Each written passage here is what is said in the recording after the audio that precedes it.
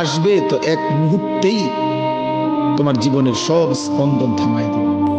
আর হাত নড়বে না, আর পাও নড়বে না, আর চোখ মিলবে না, আর কান শুনবে না, আর জবান উচ্চারণ করবে না, আর কোনো দিন হাজার আইটেম তরকারির মাছের গোশতের স্বাদ এই জিহ্বাতে আর অনুভূত হবে না।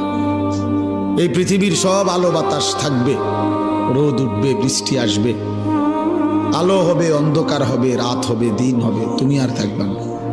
আপনি আমি যখন ইন্তেকাল করব এমন হবে 40 দিন পর কেউ আমাদের কবর জিয়ারত করবে কিনা সন্দেহ আছে। এগুলো বাস্তবতা। আর আমরা বোকা কেন জানেন? আমরা এই দুনিয়ার মানুষদের স্বার্থেই, আমার আশপাশের মানুষগুলোর স্বার্থেই